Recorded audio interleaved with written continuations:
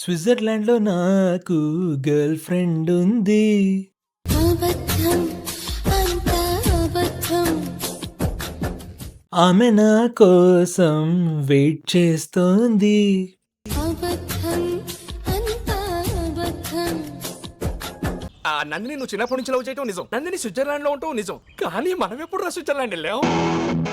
ఆ ఒక్క మాటతో లేచి 2 జేబుల్లో చేతులు పెట్టుకుని నడుచుకుంటూ వెళ్ళిపోతున్నాను. నేను ఎక్కడికి వెళ్తాను కూడా నాకు తెలియదు. ఇది డార్లింగ్ చూడగానే అందరి ముఖ చిత్రం. కొన్ని మూవీస్ చూస్తే హిట్టే అంటావా అని అనుమానంగా మనం పక్కనోడి మొహం చూస్తాం. ఎందుకంటే బాగుందా లేదా అని మనకే డౌట్ వస్తుంది. బట్ కొన్ని మూవీస్ చూసాక రెండోసారి ఎప్పుడు వెళ్దామని మాట్లాడతాం. ఆ సెకండ్ కేటగిరీలోకి వస్తుంది డార్లింగ్. ఫస్ట్ కొన్ని విషయాలని కూలంకషంగా చర్చించుకుందాం. అంటే అదే బట్లిపి మాట్లాడుకుందాం. రాజమౌళి గారి సినిమాలు చేసిన నెక్స్ట్ సినిమా చూడండి అన్ని ఫ్లాప్లే అని చాలా మందికి ఉంది.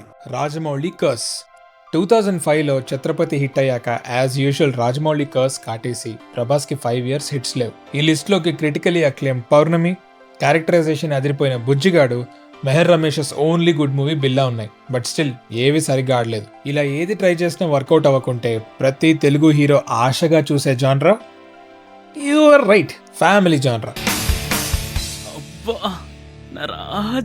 అండ్ ఆ రావాల్సిన డే రానే వచ్చేసింది.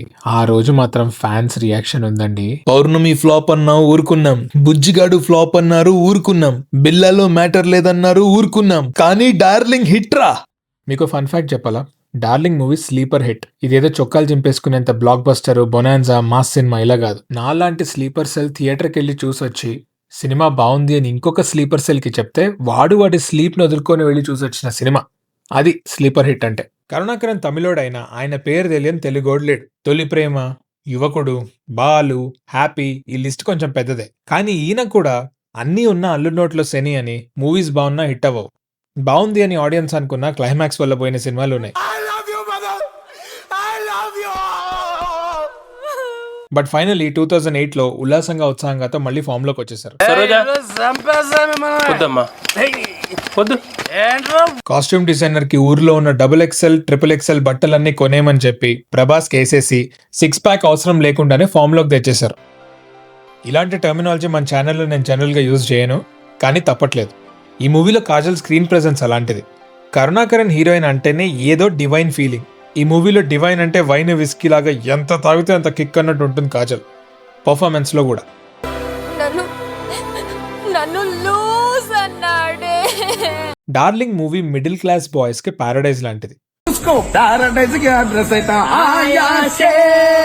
ఒక చిన్న ఫ్యామిలీ, ఇంగ్లీష్ నేర్చుకుంటున్న అమ్మ, చెట్టు కింద ప్లీడర్ లాంటి నాన్న, అన్నిటికంటే ఇంపార్టెంట్ వాళ్ళ మధ్యలో బాండింగ్. అలా చేస్తే వాడు ఫిక్స్ అయ్యాడని అర్థం. మనం ఎంతగానో మిస్ అయిపోతున్న family culture and reunion culture ని మళ్ళీ ఎంఫసైజ్ చేసిన మూవీ ఇది. మా బాల్య స్నేహితుడు. మీరెవరు? వీళ్ళ బాల్య స్నేహితుని. ఓహో, బారంతా బాల్య స్నేహితులతో నిండిపోయినట్టుంది.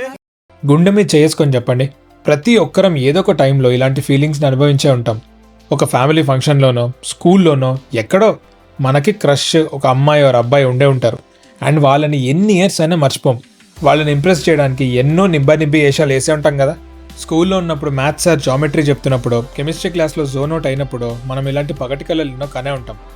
అవన్నీ కలిపి మిక్సీలో వేసి మూవీ తీస్తే అదే డార్లింగ్. మనము మన క్రష్ ఒకటే ఇంట్లో ఉన్నట్టు ఆమెను పడేయడానికి స్కెచ్ లేయడం, అండ్ ఒకరోజు ఆమెనే మనల్ని ఇష్టపడుతున్నట్టు చెప్పడం, అలా అన్నమాట. అవునా కదా? ఏయ్ ఏయ్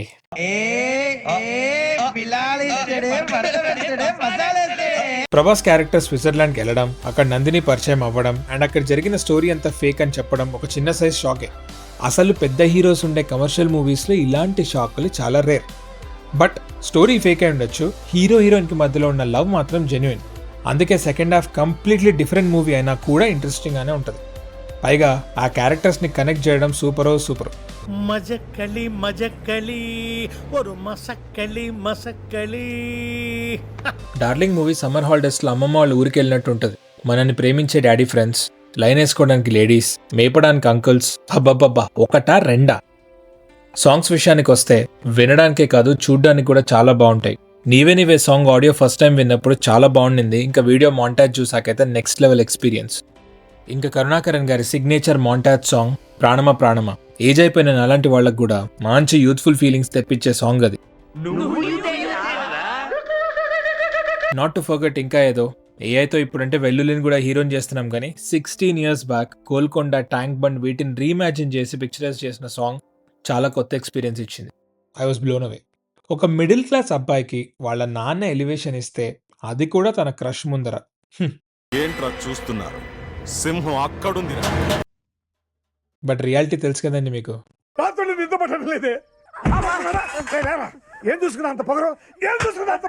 మూవీలో సెంటిమెంట్కి మాత్రం ఏం తక్కువ లేదు. ఫ్యామిలీ బాండింగ్, ఫ్రెండ్స్ మధ్యలో బాండింగ్. అయితే ఇల్లు అమ్మేద్దాం. అది నాన్నంటే. మొత్తానికి ప్రభాస్ గారి కెరియర్లో one of the nicest and sweetest movies Darling. Background మ్యూజిక్తో సహా, డైలాగ్స్తో సహా ఇప్పటికీ అన్నీ గుర్తుంటాయి. ఇప్పుడంటే ఆయన ఏదో చేయాలని చేస్తున్నాడు కానీ అప్పట్లో ఒక కసి ఉండేది. తీసుకో పండగ తీసుకో. ఫైనల్గా మా అమ్మ థియేటర్లో అన్న ఒక మాట గుర్తొస్తుంది. ఇంకా ఏదో సాంగ్లో ప్రభాస్ని చూసి 2 seats అవతల కూర్చున్న నన్ను చొక్కా పట్టుకొని లాగి, ఒరేయ్ ప్రభాస్ ఎంత బాగున్నాడు కదా అనింది. మిడిల్ ఏజ్డ్ లేడీస్కి అంత బాగున్నాడంటే యూత్లో ఉన్న వాళ్ళకి అర్థం చేసుకోండి. ఆ డైలాగ్ నేను ఎప్పటికీ మర్చిపోలేను. Subscribe to